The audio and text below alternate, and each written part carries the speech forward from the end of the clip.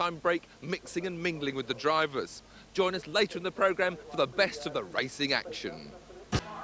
The Brands Hatch Indy Circuit is a tight track for a brutish V8 Eurocar, but series leader Mike Jordan manhandled his car round at an average of just over 88 miles an hour in the new single-lap qualifying. It wasn't good enough for pole position though, as he was half a second slower than Barry Lee, rejuvenated by funds from a new sponsor. Do you know what a computer does? No, I don't, but I've got to learn very quickly on that one. Now, Mr. Jordan's edging away at the front of this championship again. I didn't realise that.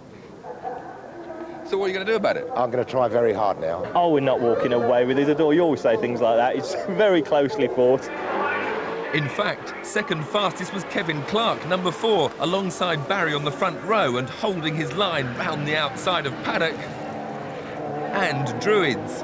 As if to fulfil his own assertion, Mike Jordan fell back to 5th on the first lap, behind Pete Chambers in number 5 and Tony Gale in 12. Gale's race only lasted 2 laps before he slowed with gearbox trouble, so Jordan inherited 4th.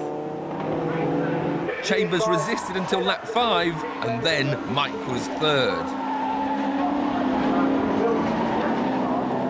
Up front, Clark harried Lee for the lead, closing to less than a second on lap 8 when he was black flagged because he was on fire. So Jordan took up the challenge and ensured Lee didn't have too lonely a race in the lead. On the last lap, it looked as if he might catch him, but Barry hung on to win by 9/100ths of a second. In race 2, the grid order was reversed, giving Lee and Jordan a job to do to score well. Both Clark and Gale were back in good working order, and Tony led off from the front. Round Druids and 96 V6 champion Neil Cunningham goes round the outside of Peter Medley to take second, and then down into Graham Hill Bend, Lee watches Clark force his way inside Jordan, and the pair of them push him back to 6th. 1 lap later and they're both past Medley. Lee is quicker into Graham Hill, but Clark needs all the track, and Barry wisely backs off.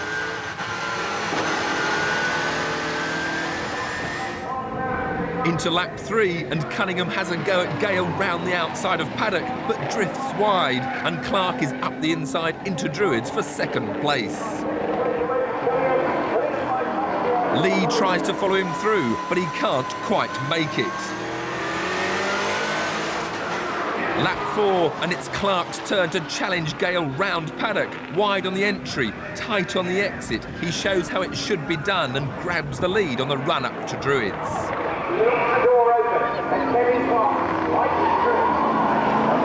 Gale tries to fight back, gets it all crossed up and invites Cunningham to have a go down the outside, but he can't quite pull it off, and Lee is through to 3rd, with Jordan following his wheel tracks and dumping Neil back to 5th.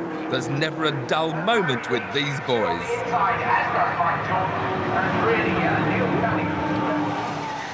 Lap 7, and Lee tries to tackle Gale at Paddock, but when you don't make it, you're open to attack from behind, and Jordan is through to 3rd.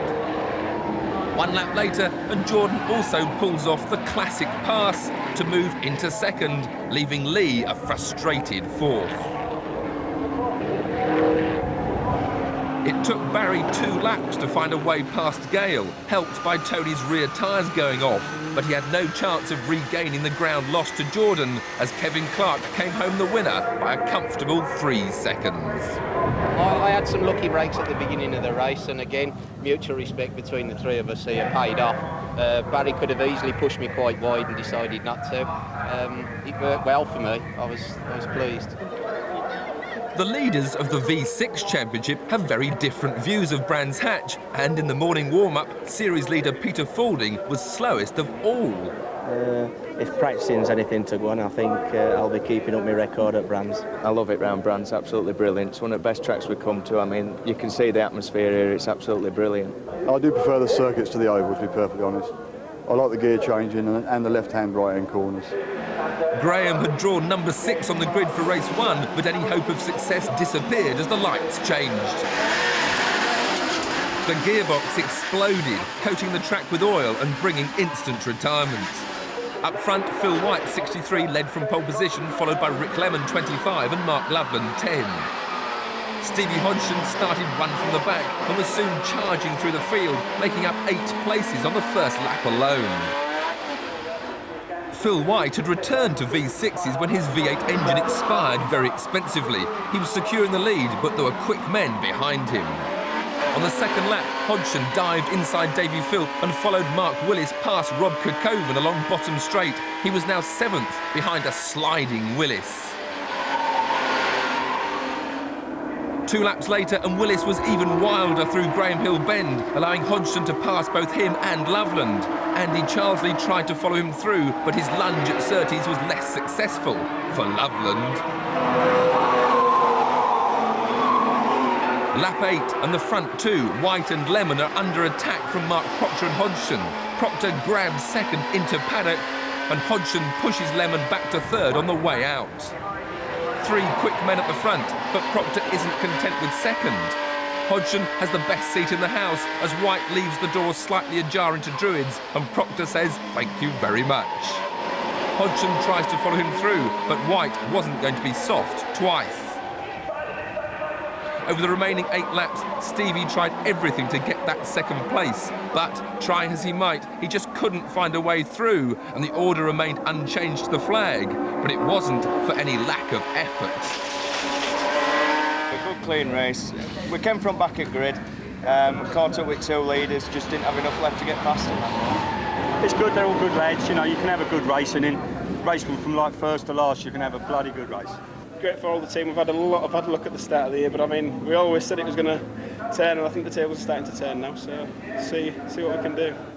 What Mark would have to do in his second race was to battle through from the back. The grid order is reversed, so starting 4th before meant starting 15th now, right behind Miller with his new gearbox. For Stevie, the opposite was true, and he now had most of the field behind him. Right in front of him, though, was Paul Sheard, 18, and he'd set fastest lap in the first race and would take some passing.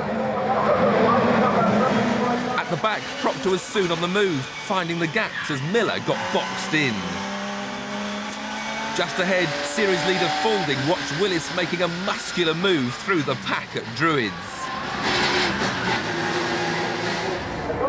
On lap 2, it was all just as close, but the contact in midfield was a little too firm. Faulding was turned around, trapping Davy Philp, Chris Moon, Alf Borer and Paul Eaton. Miller watched it all from a safe distance and, like number 66, Proctor ahead, escaped the mayhem on the inside. With neither Miller or Faulding likely to add many points to their totals, Hodgson was looking to improve his championship position. On lap 8, he swept past Sheard out of Graham Hill Bend to take a lead he wasn't to lose. And with a 1st and 3rd to his name, he was likely to end up driver of the day. Shane Bland in 42 was best placed to challenge him, grabbing second from Chris Dawkins on the very last lap. But he started his second race in 11th place and would need to win from there. A tall order for even this precocious 18-year-old. Tip Stewart and Jason Hunn disputed the lead, with Perry Clack and Paul Eaton in 3rd and 4th. But by lap 4, Bland was challenging Faulding for 7th place round the outside of Druids and held on to take the position down into Graham Hill Bend. As he'd predicted, the newly crowned European Formula 1 stock car champion was having another bad day at Brands.